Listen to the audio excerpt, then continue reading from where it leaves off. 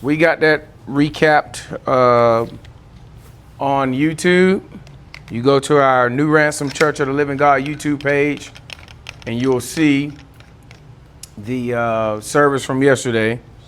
So we was just doing a quick recap of what we've learned or what we discussed yesterday. Try and keep our brains turning and also reviewing so you don't forget. It's easy to forget. But what did the Bible tell us in the book of Hebrews? He said, what? Take the most earnest heed to the things which you have heard. Let's say anytime you let them slip. Okay? You got to take heed to the things you've learned. Take heed. When you say take heed to something, what does that mean? Take heed, pay attention to it. Pay attention to it. Beware of it, right?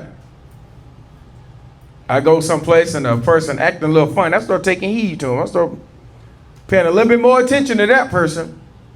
You're looking funny. You're acting funny. You ain't looking or acting normal. Okay. Genesis chapter 18. And we'll also be in Genesis chapter 22. All right. So let me ask everybody this. Everybody, you either young or you've been young. Okay, you either a young child or you've been a young child. There are some of us who have children. Okay, so let me ask you this. What if God, let me talk to my children, and everybody just act like you're my kid, right? If God told me to take you up into a mountain and kill you because he's told me to do this. If I came to you and told you God told me that, what you gonna be thinking? Hey, you crazy, right? I gotta take you, you my daughter, I gotta take you up there and sacrifice you to God. And God telling me this now. You're going to be like, that ain't God talking. Huh? You're going to be like, nah, we ain't doing that, right? Huh? Come on. I'm going to get you. Huh? I'm going to get you. And we're going to walk with me. Get in the car, travel with me. I gotta do what the Lord said. God told me make him an altar, lay you down on it, and sacrifice you to him. Kill you for him. You're going to be the lamb. How that make you feel? You don't want to die, do you? Huh? No, nobody does, right? This is what happened to Abraham. As we read through the story, I want you to, now let me look at it from another end. You're the one that God's speaking to. Okay? God spoke to you and told you, take your child and sacrifice unto him. What you gonna tell God? A lot of people be like, nah, not this one. Right? Huh? Well, but for the scenario, what would you say? Now, God ain't gonna tell nobody to do that today. He ain't gonna tell you go kill your kid. But I'm just saying, if he spoke to you, if God really spoke to you and said, sacrifice your son to me, would you do it? Or would you give God some, try and have a little conference with God? Now, Lord, what we doing? No, I don't want to. This is my blessing. You bless me with this child. You want me to kill it? If anybody else try to kill my child, I'll be handling them right now. Well, you want me to what? And God said, I need you to do it. That's what happened with Abraham. God told Abraham. See, Abraham and his wife Sarah. So we got two characters here right now. Abraham and Sarah. Everybody say Abraham. Sarah. And Sarah. Okay. Abram or Abraham, his name was Abram, and then later was changed to Abraham, okay? He didn't have any children. And now he's old. We're going to see this in Genesis 18. His wife is well stricken past the age of being able to have children. Okay? And God sends an angel to him and say, she's going to have a son. Now she knows she passed being able to have children. And they've been wanting a kid, but ain't had none. She was barren. Had none. And now God come to you while you old, way past age of being able to bear children, to say, you're going to have a son. She's 75 years old, 74, 75 years old. Here come God saying, you're going to have a son. You know what she did? She laughed. She's not me. Huh? I ain't had one all these years, and I've been one, but all of a sudden now I'm going to have a child. And God said, why your wife in the tent laughing? Sarah. I ain't laughed. No, I didn't. Lying to God. God hear and see everything, y'all. Y'all paying attention? Now watch this. He said, you're going to have a son.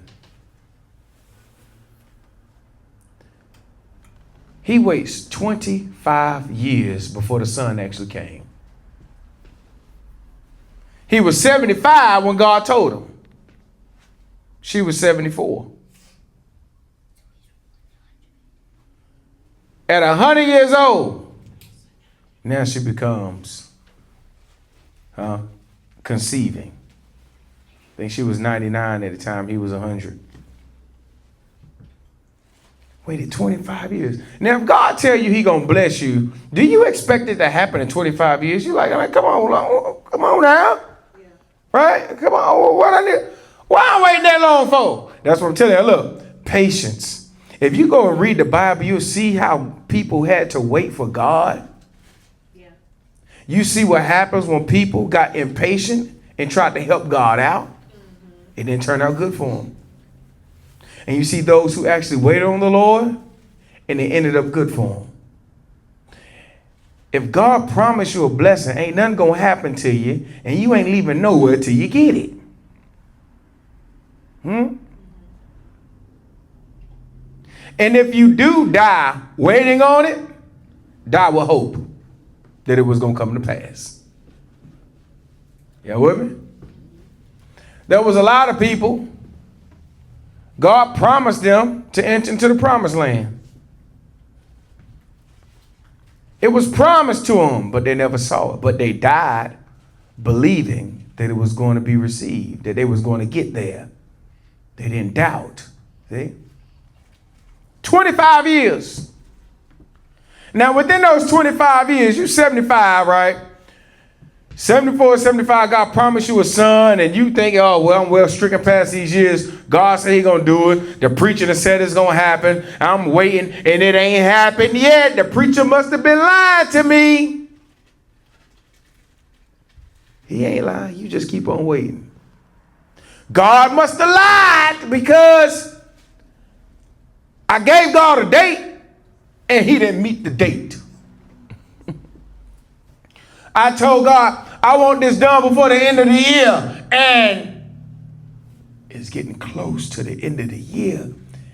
And I asked God for this earlier this year. I done gave God months. I put a date out there to give God a good length of time to be able to work it out, because I didn't want to pick a date too close and then he don't do it for me. And then he be looked at as somebody who can't do what I'm asking him to do. So I stretched it out for God, and we're getting a little closer to that date. If you're going to get God a date, look, you might better as well start waiting later on. You ain't going to tell God when and what to do. Right. God might shock you and do it before then. Or you might got to wait even longer. Don't try and play God. Just be patient.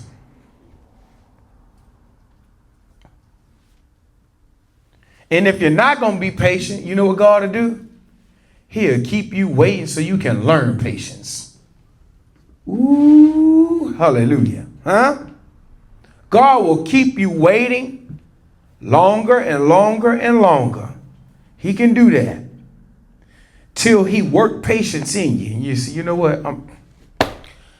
Till it finally click, and you say, Lord, this is in your hands. Whatever.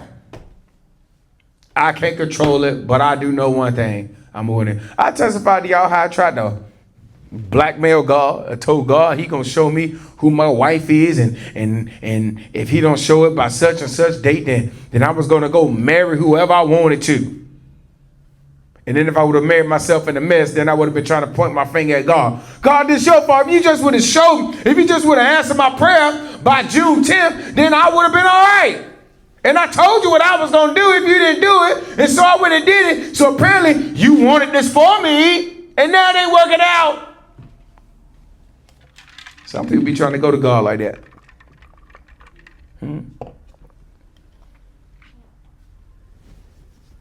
Patience. What did the Bible say about patience? In Hebrews chapter 10. We went over Hebrews chapter 10 and 25 yesterday. And Hebrews chapter 10 popping up again today. He said, in your patience possess ye your soul. I mean, he said, you have a need of patience. That's what he said. In Luke 21, he said, in your patience possess ye your soul. In Hebrews 10, he said, you have a need of patience. You got a need for it. You got to have patience. I think it's Hebrews 10 and like maybe 35 or something. Get that, check that, and see if that's right, so we can make sure online they got the correct scripture. So listen, you have a need of patience. Let me tell you what Abraham did in these 25 years. Him and his wife. Is that right? Hebrews 10. Is it 35? 36. Hebrews 10 and 36. What did it say? For ye have need of patience, that after ye have done the will of God, you might receive the promise. You have a need of patience. Look, you have a need of patience. Look, that after you have done the will of God, you might receive the promise. God has some promises for you. But you ain't going to get it without patience. You got to wait for him. Don't try and hurry God. Huh? I love that song, Lee Williams. You can't hurry God. You got to wait. You got to trust him and give him time no matter how long it takes. He's a God that you can't hurry. He will be there. Don't you worry. He may not come when you want him, but he'll be there right on time. Listen, you have a need of patience. You also have a need to do the will of God. Don't be waiting for God and you still living after sin, waiting for God. Come on now. Do the will of God while you wait. That you might receive the promise. If you're going to not do the will of God while you're waiting, what are we doing? We hoping for what? We're hoping for good results outside of God's will. Let me tell you something. On the devil's playground is the devil's rules. That's right. When you step out on the devil's playground, there are certain things God can't even protect you from, because on his playground is his rules. I ain't gonna say that God can't protect you, but God won't protect you from. You understand, when you cross a line, you in a different territory. You're in a different territory. You can't cross your state lines and expect the same rules in another state for your state. Huh? Oh, I can carry a gun in my state and I don't need a license. When you cross over into Illinois, you better have one. Huh? If you live in Kentucky or Indiana, huh? You can carry. Open carry state. You can't leave Indiana or Kentucky and travel up to Illinois and expect the same rules in that state. You're in different territory. Yeah. So when you cross over different territory, there are different rules. Spiritually, there are rules. When you come out of the church and you cross over into the church territory, we have rules. Yeah. And then people want to get mad at the preacher for making sure you abide by the rules. People want to get mad with the preacher when he kick you out for not abiding by the rules. Or when he got to address you for violating the rules. And when you go out in the world, they got rules. If you go out in the world and start living like the world, you ain't got to abide by the church rules living like the world. And if you come out of the world and come into the church, you can't abide by the world rules living in the church. Same thing. Don't cross over to the devil's territory and then expect God's hand to protect you wheresoever you walk. Huh? You got a need for patience after you have done the will of God, that you might receive the promise. So this man Abraham was promised a son, waited 25 years to receive the blessing. Check it out. How long did he wait for the blessing? 25. How old was he when he got the blessing? 100 years old. He was 25. What do you say, what? He waited 25 and was 25? 75. He was 75 when he told him that he was going to receive the blessing. It took him 25 years. How many of y'all can sit for 25 years waiting for God? We all can, but you might not want to. You know what makes 25-year wait longer? Not knowing when the blessing going to actually come. If I told you got to wait 25 years, at least you have a time clock. And you're like, ooh, I got a long way to go. And as you get closer, you'll be saying, ooh, I'm almost there. But when you don't know and you're waiting and waiting and waiting, and you have no idea when it's going to happen, if you're impatient, the wait seems long. If you're not impatient and you trust in God, you just say, it's in your hands. You don't even think about it. You say, it'll come when it happens. I just go live my life and wait for God to make it happen. And when it happens, say, bam, Lord, thank you. You promised me this 25 years and you did it. See? God don't operate on time. Yeah. Y'all hear that? God don't operate on time. Time is not for God.